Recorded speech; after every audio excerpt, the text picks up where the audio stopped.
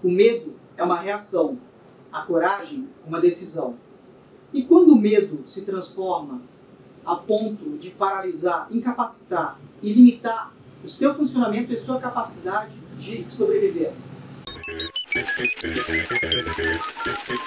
A citação anterior, ela é de Winston Churchill, que entre várias batalhas e várias situações de guerra, colocava a situação de como seus combatentes deveriam lidar com o medo e quanto eles poderiam lidar com essa situação e reagir e mostrar coragem. O medo, essa emoção, ela pode tomar uma dimensão e descompensar o sistema. O medo, nesse momento, pode aumentar a um ponto que pode levar a um quadro de pânico. E quando esse quadro de pânico é instalado, a pessoa fica absolutamente paralisada.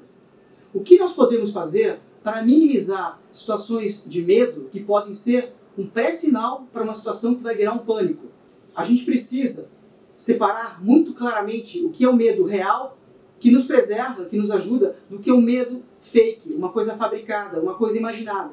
Nós estamos sendo enxurrados de notícias que nos amedrontam. O pavor, por vezes, de morrer faz com que nós adoeçamos, nós entremos em pânico, precisamos de recursos, precisamos de ajuda. Saiba que nós estamos aqui como médicos para ajudar. A gente vai estar ao lado, mas a gente precisa ter clareza, inclusive no dia a dia, para ajudar quem está do seu lado, para poder auxiliar a pessoa a não deixar o medo tomar conta da vida dela. O medo é interessante, o medo é bom, o medo nos preserva, mas ele tem um limite. O medo é que faz com que nós nos afastemos de coisas perigosas. Nós, primatas, nós temos medo de 3 coisas instintivamente. Nós temos medo de répteis, temos medo de fogo e temos medo de altura. Isso é instintivo, para a nossa preservação, vem no nosso DNA, vem na nossa carne. Mas olha só, altura, fogo, répteis. Você já não viu um trapezista com malabares de fogo e uma cobra enrolada no pescoço? Eu vi uma foto dessas. Como é que essas pessoas conseguem, por vezes, trabalhar com fogo, com altura? A gente consegue se adaptar ao medo, a gente consegue lidar com ele. E nós temos protocolos para desconstruir esses medos, desde que nós consigamos fazer isso de forma eficaz e não nos colocamos em risco.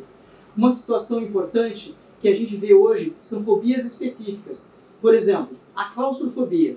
Nós estamos no momento em que o mundo todo vai estar em quarentena, em isolamento.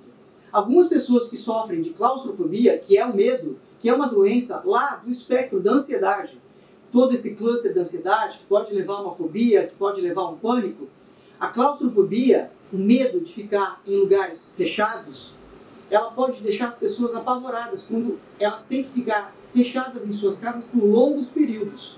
Então não é só ficar fechado dentro de um elevador, dentro de um armário.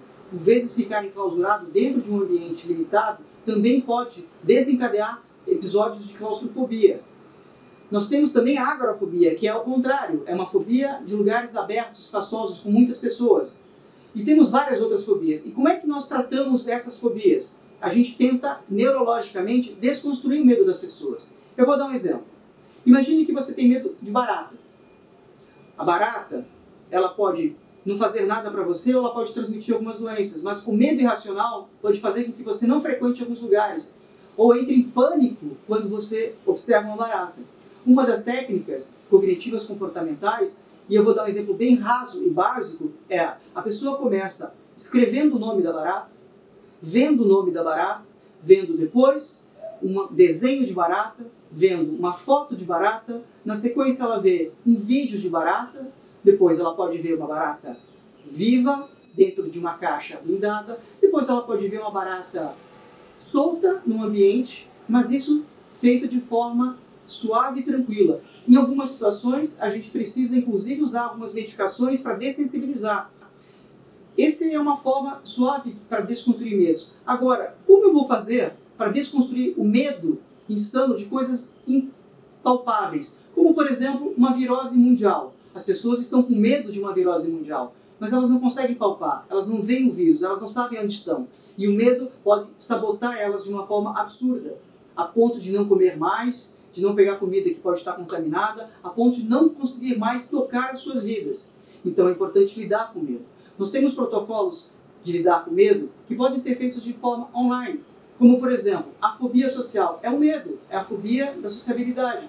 Muitos pacientes, nós temos estudos já consolidados mostrando isso, muitos pacientes que têm fobia social, eles tiveram dificuldade de ir procurar ajuda, de ir procurar o médico. Quando nós conseguimos oferecer um teleatendimento, uma medicina online, a gente consegue fazer com que essa pessoa melhore e até no futuro, muitos deles conseguiram evoluir para um tratamento no consultório. Isso é muito bom, isso é fantástico, isso muda a vida das pessoas. Então nós temos que desconstruir vários medos. Alguns desses protocolos vão usar medicações para abrir quadros e ter acesso a emoções que estão muito reprimidas, e alguns vão usar outras situações e outros métodos. E muitos desses métodos vão ser utilizados com medicações ou com terapias, mas certificadas, para que o medo não vire um fantasma, não vire um problema maior. Ou seja, uma pequena ferida não vire um grande crânio. Ou seja, uma pequena ferida não vire um grande problema. A gente tem que saber lidar e lidar com responsabilidade com os medos. Os medos podem nos incapacitar, mas podem nos salvar. E se nós conseguirmos fazer isso de forma boa e comunitária, ajudando as pessoas que têm os seus pequenos medos não tornarem uns medos imensos, então melhoraremos.